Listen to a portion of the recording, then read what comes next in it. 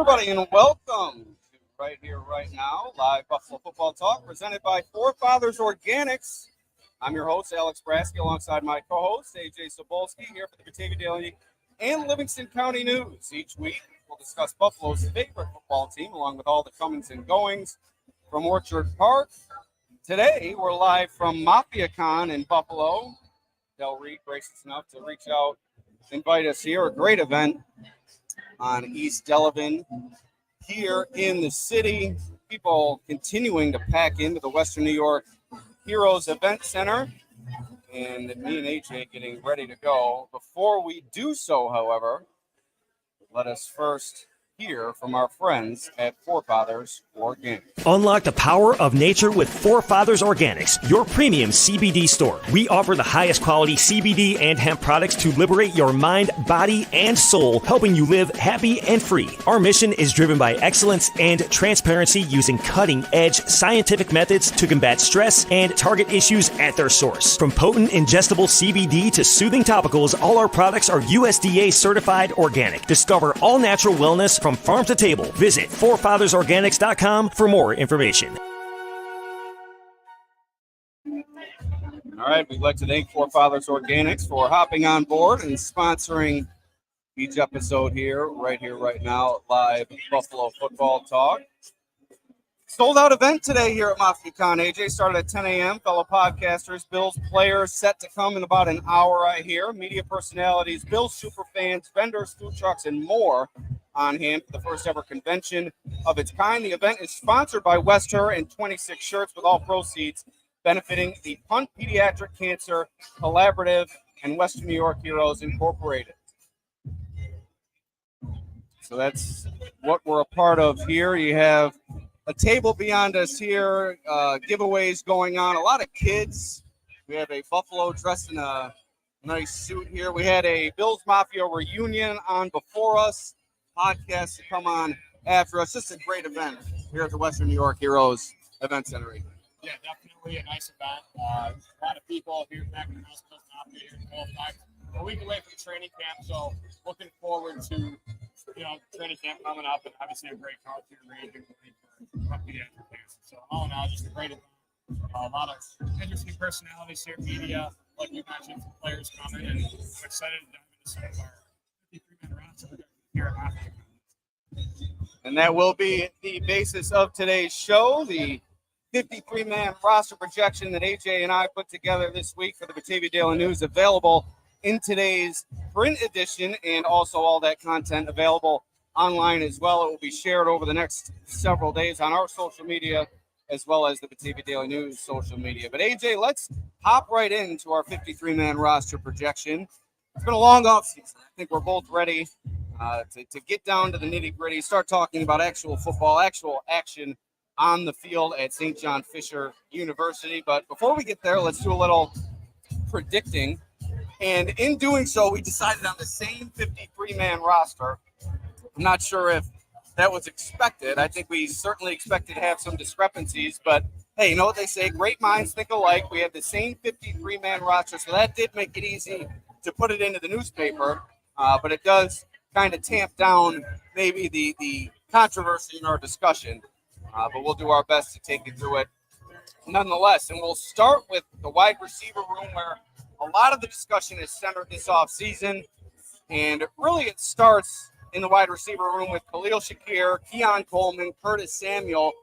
But a lot left to be decided there. You have Chase Claypool, KJ Hamler, both fighting for their position on this roster. Still maybe an inkling of doubt that Marquez Valdez-Scantling may be fighting for a roster spot, although it seems like he has that locked up. How do you see the wide receiver room right now as we enter training camp? Yeah, it's definitely probably one of the biggest question marks entering camp. Who's going to step up in that room? Is MVS going to take his experience that he had with the Chiefs and Packers, playing with two generational quarterbacks, Rodgers and Patrick Mahomes, and take that and give that to Josh Allen? So I'm really looking forward to seeing what MVS can do.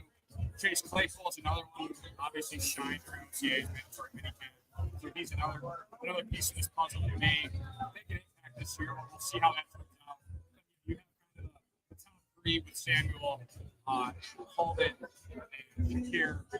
The big three, I assume that will really take the majority of the targets in terms of the receiver room of the quarterback out there this year. And then you have, I think, a lot of guys on the outside looking at Ryan Thompson, Terrell Savers, Andy Isabella, KJ Hamler.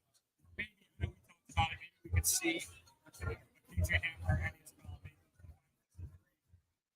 some team purchases, but with our gut feeling right now, it's going to be big stuff. And then the other kind of the unknown at this point. A guy that really hasn't done much in his career, but has had subpar quarterback play. Always brings the energy. Doesn't wear shoes. He was rocking no shoes for the No socks either. Yeah, so on the baseball diamond. So a lot to discuss with wide receivers moving forward. So we settled on Khalil Shakir, Curtis Samuel, Keon Coleman, Matt Collins, Marquez Valdez-Scantling, and Chase Claypool. But as I said before, I think the next one in line, the next one with a chance to make this roster is KJ Hamler. That ability as a returner. He hasn't done much of the pros. Did it in college at Penn State, both kick returning and punt returning. A little bit of versatility in the return game, and just the raw speed and athleticism that he possesses will certainly give him an opportunity to land on this roster. It's a skill set that the Bills don't have, aside from KJ Hamler. They don't really have that speed guy, that explosive guy that can burn people down the field. You have a Chase Claypool, someone who can beat people down the field and go up and get it, but not someone with that straight line speed, someone able to just burn defenders in the secondary. And I think KJ Hamler, with that skill set, presents himself an opportunity to make this roster, but it may only come if the Bills keep 7 wide receivers. We have it projected at 6. There's been some talk maybe they'll only keep 5. I find that highly doubtful. But I think if the Bills do indeed keep 7, that 7th wide receiver is KJ Hamler. But moving on, we'll get quarterback out of the way.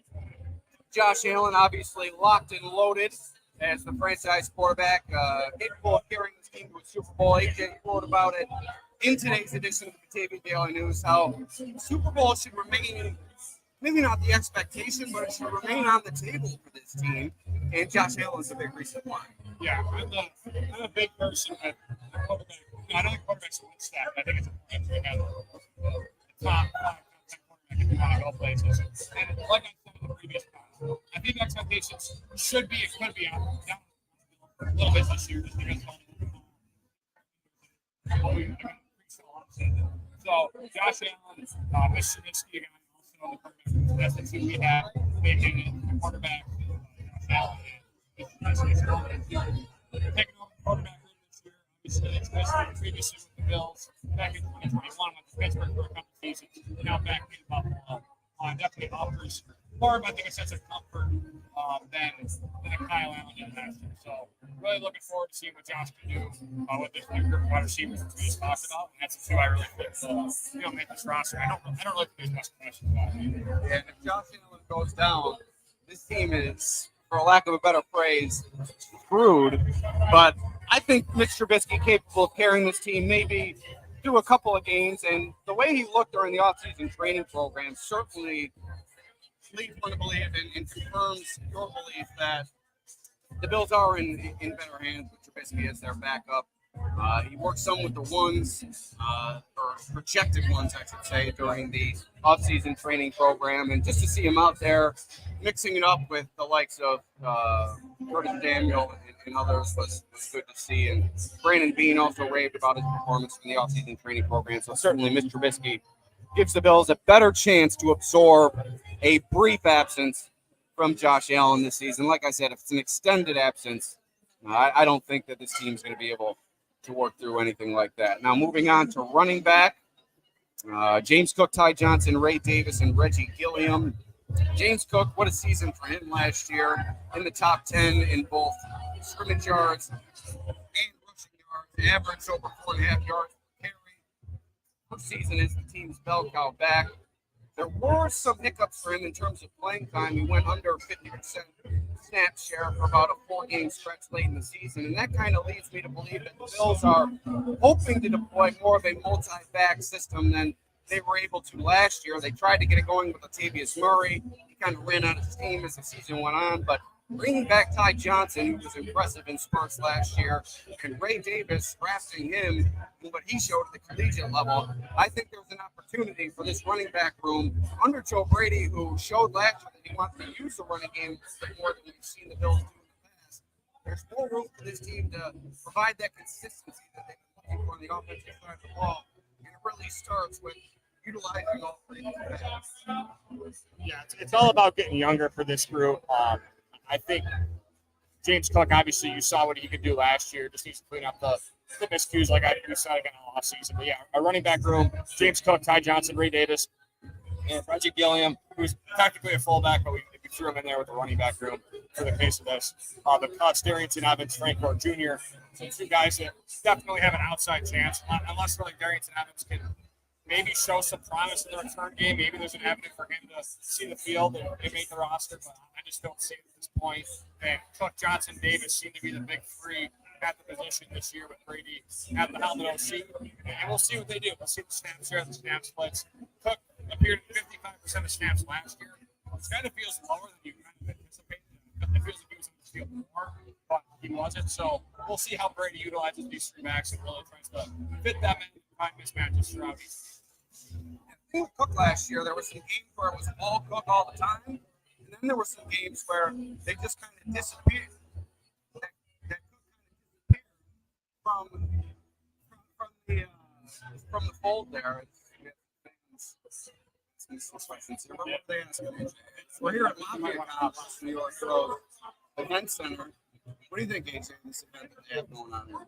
It's been a great event. It's cornhole outside. I want to play cornhole. I probably can't be on the golf course. I think a better option for me to get the W. Too bad they don't have Can Jam for you, the world champion over here. Yeah. So I think we have a question, though. We have a question from a young fan. What's your name, bud? Santo, what's your question?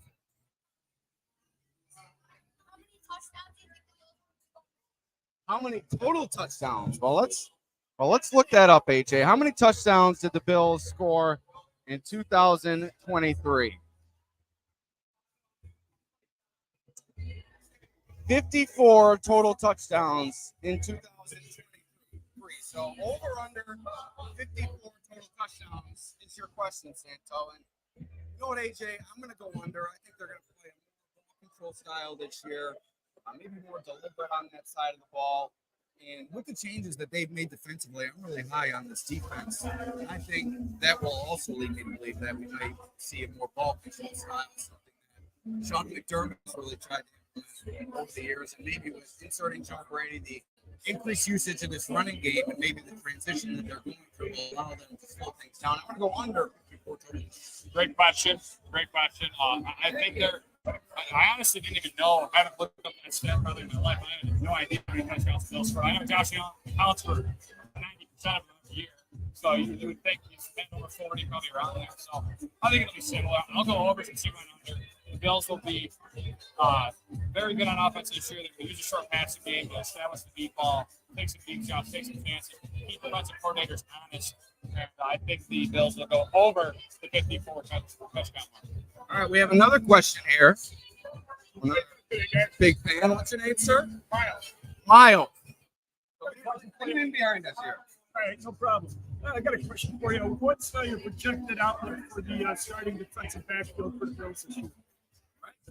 The defensive backfield, as we're going through our 53-man roster projection here this afternoon, we'll jump over to the defensive side of the ball. We'll start with the cornerback room. I think they're in good hands. Rasul Douglas, Christian Benford. Might be the best cornerback duo that the Bills have had under Sean McDermott. I know you had Tre'Davious White, a former All-Pro, but between these two, I think they might be the most talented combined at the number 1 and number 2 position. You obviously have Darren Johnson. At the back half of this position, it's going to come down to Daquan Hardy and what he can do in his rookie season. Also, Jamarcus Ingram has been in this system for a couple of years, starting to come along, maybe taking on the role of Dane Jackson, Levi Wallace coming on as a depth player, maybe in the future taking on some more significant snaps. But that's how I see it right now. Quarterback, Douglas Benford at the top. Johnson back, obviously Kyrie factors in terms of the depth and Lewis, and the versatile player going back and forth, quarterback to safety. Yeah, I think you look at the defensive backfield. I think you have Douglas, you have Benford. Those are the two guys that I think will start week one. I think Elam might get some opportunity, maybe some defensive looks. Bobby Babbitt's utilizing Elam a little bit more. I think they need that because he's the guy that's kind of hung around and they haven't really done much with him, so it almost feels like a waste of time. So I think they need to get him involved, get his confidence up. Safety-wise, I mean, you want to assume Mike Edwards and Taylor Rapp are the starting safeties, but I really believe that Cole Bishop has an avenue to make this starting lineup sooner rather than later. Just his versatility, his prowess on the line of scrimmage and in the back half of the field. I think he's done a good job at Utah. So I think you're looking at Edwards, Rapp, Douglas, Benford, and I think obviously Johnson in the nickel and all pro. He's done everything for this defense, and he's going to really have to step up. Thank you to Miles and Santo for their questions. And just to branch off what AJ said about the safety position, Cole Bishop, I think, is going to take a while to latch on in terms of his ability as a starter, just the complexity of the system, what the Bills ask from their safeties year in and year out, and just the importance that they take on. We saw it with Jordan Boyer and Mike Hyde over the years. I think to ask that much of a rookie might be a lot initially, but like you said, I think sooner rather than later, you're going to see the opportunities increase for Cole Bishop, and you might see him work his way into the starting lineup. We have those three, Rapp, Edwards, and Bishop, and DeMar Hamlin cracking our 53-man roster projection at safety. Hamlin's an interesting name to talk about. Yeah, Dean Delaney kind of nipping at his heels, being signed by the Bills this offseason. But the way DeMar Hamlin performed on the offensive training program, I think he's put himself in a position, maybe even to start season as the team's third safety until they get comfortable with Bishop and he works himself into the starting. But I think that's how we see it. Rapp, Edwards, Bishop, Hamlin, maybe D. Delaney with an outside chance of cracking this roster. In terms of quarterback, it's Douglas, Benford, Johnson, Elam, Ingram, Lewis, and then we have Daquan Hardy, the final roster spot for quarterback. Daquan Hardy, he's another player with return capability that will also play into his opportunity to make the roster. I think you might see, if he and Hamler are to start the season on the roster, I think you might see Hamler as the kick returner and Hardy as the punt returner. Hardy didn't do much kick returning in college. He was more of a punt returner, whereas Hamler was more versatile in the return game, as I said before. So that's how we see it in the defensive backfield. And once again, thank you to Santo and Miles for their question. Finish out the offensive side of the ball with tight end and offensive line. We'll start with tight end. Obviously, Dalton Kincaid, a lot expected from him this season. The projections have been running wild this year.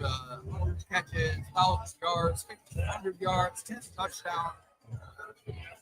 I'm not sure what to expect from him in terms of numbers, but one thing is for certain, he's going to be targeted heavily within this system, maybe the most heavily targeted pass catcher on this team. The Bills are going to be using two tight end sets a lot, and that will also set the stage for Dawson Knox to have somewhat of a breakout season or what season a couple of years ago. Really good quality year, and last year he kind of took a step back with some injuries. Now fully healthy, the importance of the tight ends take in this system, with Joe Brady having a full off season to devise a plan to implement those tight ends. I think a big year is in store for Dalton and Dawson Knox. Yeah, it's pretty, again, similar. You don't feel like there's many questions that have to be answered with this tight end. I think there's absolutely a chance, an outside chance that Davidson or Kitty could make a run at it. But Morris has just been such a staple, I would say, especially in training camp. He continues to make plays. He's improved his run blocker so far in his career, undrafted. So he's definitely made a name for himself and stuck around in Buffalo. I think he's kind of a glue guy in a way. I think he kind of is meaningful in the locker room. If you look at Dalton and Dawson Knox, the call personnel, I think that's going to be a huge factor in this Bills offense this year. Although they probably use it not as often as you think, but still, I think at a good rate, a good clip. It seems that really used it a lot. I think the Bills can kind of take over that kind of usage of the call personnel. Dalton Kane should be the guy. He should be the guy. He's kind of the down. And he can beat you anywhere. They'll probably utilize him on a lot of different option routes. Then you have Dawson Knox, who I think might benefit the most from Dalton Kane this year. He's going to be healthy coming off a a rough, I would say, 2023 campaign with the pressure, I think, kind of started to mount with his contract. Was he really worth the money he got? But I think Dawson Knox could be a touchdown machine this year in this offense if John McKay get the attention. Live up to his expectations. This could be one of, if not the deepest position group on the roster with that top three. And then you also have Zach Davidson and Trey McKitty, who were mighty impressive during the offseason training program. Davidson catching touchdown after touchdown. McKitty coming on late during the offseason training program. If they can get those two back on the practice squad, that would be a good one for the Bills. I would also not count out one of those two usurping wins for us during training camp. They were very impressive during that offseason training program. Trey McKitty, a lot of athleticism. Davidson, great size. He's got a great personality, too. He's working in the end zone after one of the first shots he runs. I wouldn't put it out of the realm of possibility that Quint Morris could be left off this roster, but I think that top three is pretty well locked in at this point. Moving on to offensive line, Deion Dawkins, Spencer Brown, David Edwards, Cyrus Torrance, Connor McGovern. The way we see it is the way that they'll start the season. I think a lot of people see it that way. There is an outside chance maybe McGovern gets replaced by Cedric Van Brand. A lot of talk about him maybe working his way in there on the inside, but I think the way it stands right now, the Bills move this offseason with a plan in place to transition McGovern to that center position, something that he termed his natural position. Played in college, played it when he was younger, but didn't really have a chance to move to the center of the line when he hit the pro level. But getting that opportunity, filling in for Nick Morris, who was released this offseason, I think the Bills have set in there. Maybe Edwards, some chance for a shift there, but I think at least four of those guys are set. Maybe a chance for, as I said, Edwards to work his way out. But it was great for the team last year. It's going to be a strength for the team once again this year. Played it super well. Second season, come up with all last year. Spencer Brown in the critical season looking for a new contract. Deion Dawkins just received a new contract. So a lot going on in the offensive line position group. I think it's one thing going to be a strength. Now the question is, who's going to fill out the depth? Van Frank Granger is a lock on this roster. Ryan Vandermark also a lock on this roster, in my opinion. I think Lale Collins, Alec Anderson, and maybe Will Clapp, perhaps Richard Garage, fighting for a final roster spot or two here. And I think with the money they gave Lale Collins this offseason, guaranteed $1.5 million, I think he's going to stick around. Maybe that brings it down to Alec Anderson. Richard Garage, a little bit of versatility, but start tackle at times. Will Clapp can play center guard or center tackle. So I think there's a lot to like about this position group. There's just some left to be undecided in terms of the depth on the depth chart. Yeah, Sean McDermott always talks about building in the trenches, and I think, although I think they've struggled on the defensive side of the ball, they've taken some shots at the Von Miller signing, and they've tried to really force the drafted Ed Oliver in 2019, trying to find Jones with Carolina. So they did make some moves on the defensive side of the ball. I don't think it's worked out as much. But in terms of the offensive line, they signed Connor McGovern to a pretty hefty contract last offseason. They drafted Deion Dawkins in 2017 in the third round to really kind of, he's been the staple in the cornerstone play on this offense since the beginning of this kind of new era of Bills football. Mitch Morris was always a staple, but you've signed David Edwards, re-signed him back with Super Bowl experience. Spencer Brown, another third-round pick from Northern Iowa, raw, high RAS score, so he was really good at a freak athlete at the combine. So I think there's hope with him that he can get to become a better right tackle in this league. Like you said, Torrance, every snap last year, he's been just a very pleasant surprise. I thought he was a first-rounder. Falling to the Bills late in the second, so that was an absolute steal. And like you mentioned, the depth pieces. Lyle Collins struggled, I think, like you said, during last season's mandatory minicamp. Will it be an O.J. Howard situation where they feel like there's no gas left in the tank and they took a shot and they're just going to eat the money? Who knows? But I think as of now, I think Lyle Collins will play that swing tackle role with some competition with Ryan Vandermark, the 2023 undrafted player. And then, Will Clapp, all these guys fighting. I think Sean McDermott's done a really good job at this offensive line, kind of fortifying it, getting it strong, and helping protect probably the most valuable asset on the team. All right, once again, Alex Brasky and Ajay Cybulski here, the Right Here, Right Now live Buffalo Football Talk podcast. Here live at Mafia Con.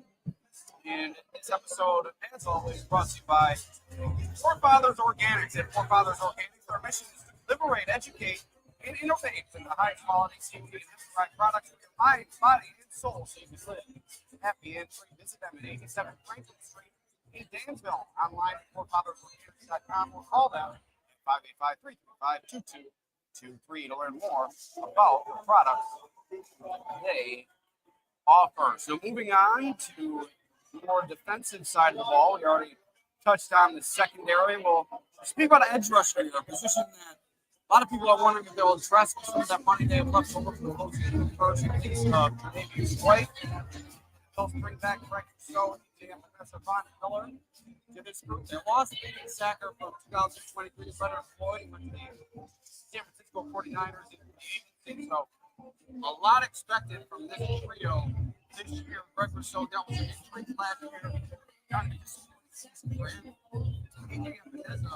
Another solid season building off the season before, but limited opportunities this last year, expected to increase 40%.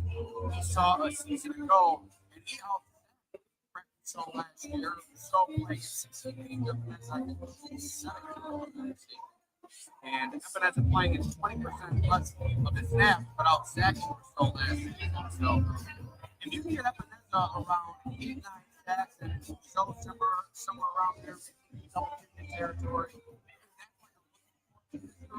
Von Miller, God knows what he expected to have. Absolute hero last year. He talked about opportunity. He has been on the field. This is a big season for him. He took a lot less money, so kind of an improvement situation going into this year, which I think bodes well for the Bills. I think you'll see him kind of in a pass rushing special role. I think you'll see the other two, maybe not start the season as starters, but as the season progresses, they're going to see them showing up the majority of the time. But what do you think, before we get into the depth players, what do you think of this top crew here? Yeah, this group of pass rushers, they all have something to prove. It's all important for all these guys to take steps forward. I don't think none of them can really take steps back. I think they all need to take steps forward. Von Miller needs to be a better player, like you said. Maybe Vanessa needs to become a player they drafted.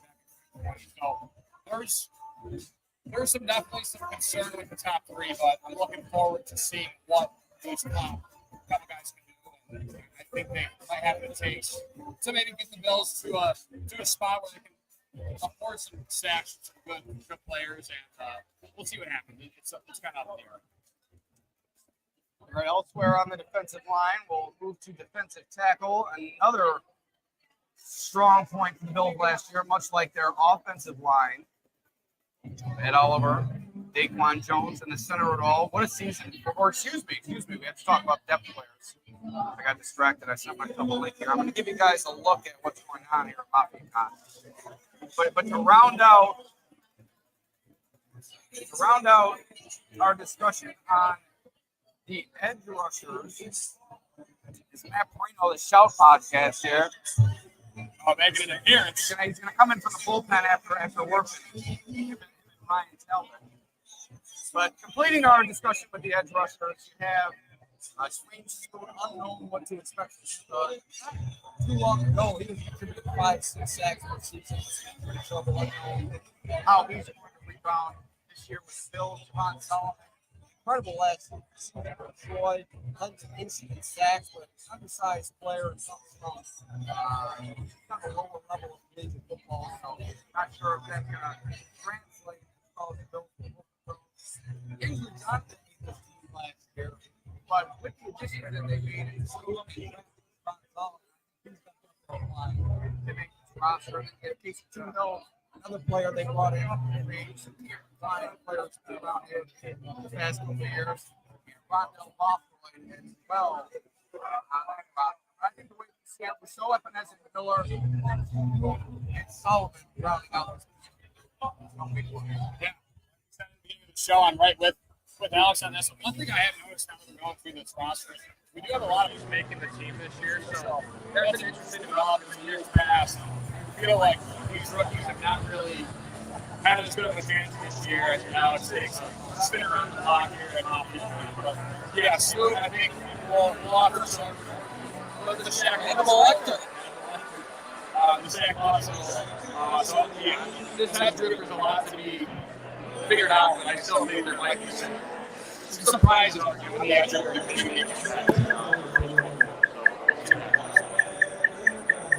Been doing that from the start. I think it's screwing with our audio though. Let me mute. All right, I think that's better.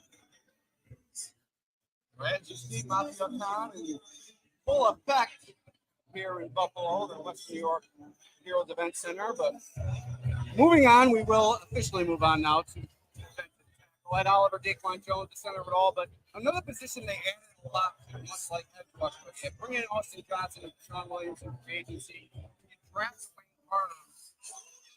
We talked about the strength of the build last year. This was one of their weaknesses. You saw it when Daquan Jones went down. Devin behind Ed Oliver. Not one of their strong suits last year. But you bring in Austin Johnson and Sean Williams, two players that should be a step up from Jordan Phillips and settle. Dwayne Carter, another player that really came on strong. So it's going to be interesting here to see how this team or how this position shapes up. Yeah, I like the top five we got here: Oliver Jones, Austin Johnson, Deshaun Williams, Dwayne Carter. I'm pretty confident that's the five that they're going to roll out in week one. Like you said, I think Oliver and Jones can be one of the most dominant defensive tackle combos in the NFL. Daquan Jones' ability as a run blocker, and even as a pass rusher, I think he's a little bit underrated. He can move some bodies and get to the quarterback. And then out of Oliver, obviously coming off a record season for him, finally making an impact consistently, which is the big question mark going into last year was Oliver going to be able to take that leap and become a consistent game changer?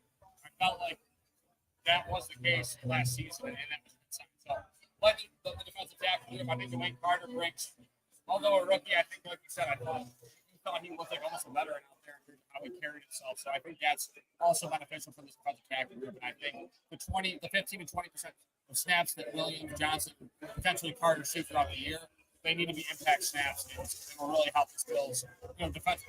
It'll help the edge rushers and help all the units that really get this thing going.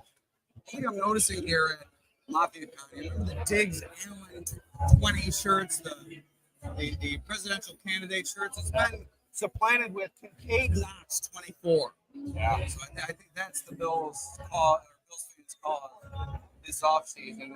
They've gone from Diggs Allen to Kincaid and Knox president. And A lot of Coleman jerseys, too. Yes. I'm sure that's going to be one of the best sellers in the NFL, I think, in terms of rookies this season. But rounding out our conversation here at defensive tackle, I think the only other player, maybe two worth mentioning, Abel Stevenson, former Olympic champion, they signed this offseason, and also Eli Anku, a player that's been around here for the past couple of years. Maybe those two have a chance to make the roster. For Stevenson, I think it would only help in a pass rushing specialty role. He's really undersized. I don't think he really has any chance of becoming an effective one-stop throughout his career. So I think the only problem with the roster is showing that ability during training camp. Is that raw athleticism, leading offensive linemen, one-on-one drills, and during 11-on-11, and showing the Bills that he can rush the passer. Eli Anku making an injury, and making the roster, but I think that's the only way you see him come around and find it. Yeah, Abel Stevenson, root for the guy. I mean, it would be a great story, but picking up a different sport at this level, I know again, he's an all-American, all-world wrestler. Probably has good strength, probably a toss guy. He's probably obviously everyone on that team in wrestling match. But in terms of football, I just don't know how quickly you can pick up technique, all the different playbook, all that stuff, terminology. There's just so much for a defensive tackle to learn. And for a guy that hasn't ever played the sport, it's going to be a tough battle. I mean, like I said, he's just a journeyman. He's stuck around. He'll just tail off to stay in this league. And I'm sure if he's not on the 53 man, the Bills would love to have him back on the practice squad. And if not, I'm sure he'll find a landing spot somewhere else. So the way we see it, defensive tackle, Ed Oliver, Daquan Jones, Austin Johnson, Deshaun Williams, and Carter. I think first man out here is Abel Stephen, keep an eye on him throughout training camp. Rounding out the defensive side of the ball is the linebacker position, and all eyes on Matt Milano with training camp right around the corner. He returned to the offseason training program in limited fashion. Sean McDermott mentioned how they've kind of been eyeing training camp as the time for Milano to return. I think we'll see him ramp it up and get out there and pull it back by the time training camp. Cleveland decision, takes a last year. David White. I think you're going to see Milano out there. I think those fans are going to like what they see. This is a guy that watching him out there, albeit in limited fashion, he is raring to go. Yeah, Matt Milano is a different breed, and it's been honestly just to watch his progression throughout his career. It's been unbelievable. I think Matt Milano's obviously a huge factor in this defense if they take it to that next level. And then Terrell Bernard, I mean, just the do-it-all guy, sacks, interceptions, tackles. He just did it all for this Bills defense last year and really stepped up into a role that not many thought he would take, and that stopped as soon as he did in 2023. But he played at Baylor, he had the experience. Then you look at the depth we have: Dorian Williams, Deion Jones, Nicholas Morrow, and Ulofocio. I think I got that right. Ulofocio making the roster, the rookie from Washington, 5th-round pick. So I think Brandon Beane saw what happened last year at the linebacker position, and he wanted to attack that.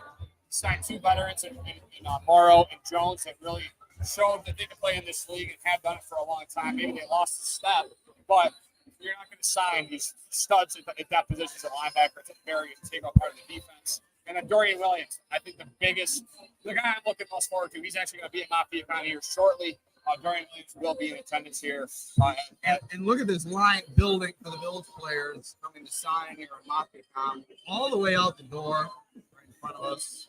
No one does it. No one does it like Bill Mafia. It's the best fan base in the world. And, but I think, like I said, Dorian Williams is one of the most, I think, intriguing players to watch this training camp. What's he going to be?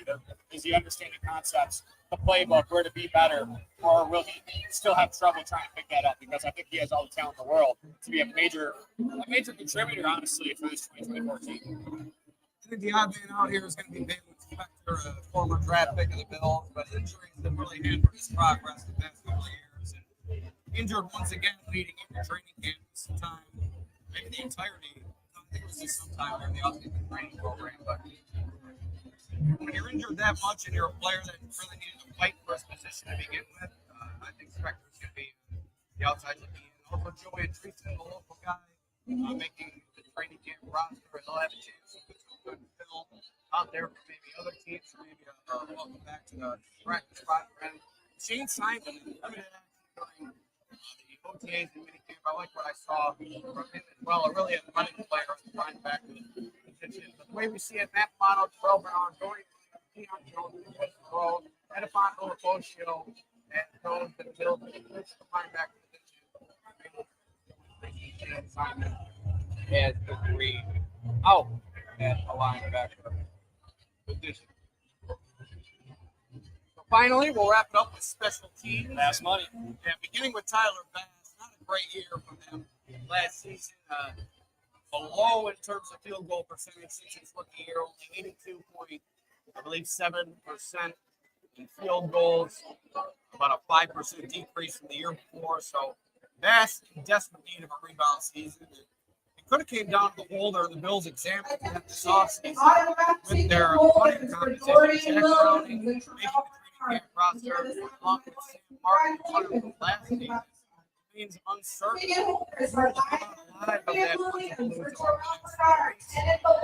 Browning did a nice job. Tyler Bass take a lot away from the day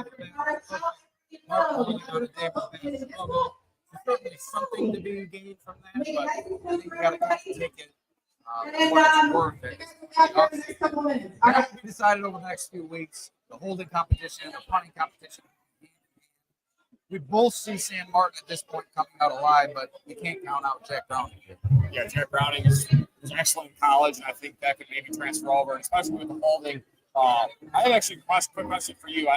You probably don't know many names right now, but do you think maybe the punter for the Bills is that on the roster, or do you think it's either Browning or Martin, and they're not going to try and look on the outside? Because what if you get in camp and Browning's struggling punting, but holding well, and then Martin, who's struggling holding fast, there is some punches still to be more desired with the money. I think Picker's obviously set with that, so he got the contract extension. He's been reliable throughout most of his career, besides obviously late last season. So how do you feel about just the Bills maybe bringing in an outside punter to maybe bring more competition to this game?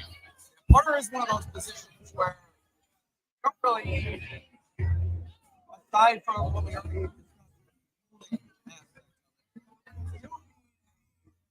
stretch of continuity built or rapport built.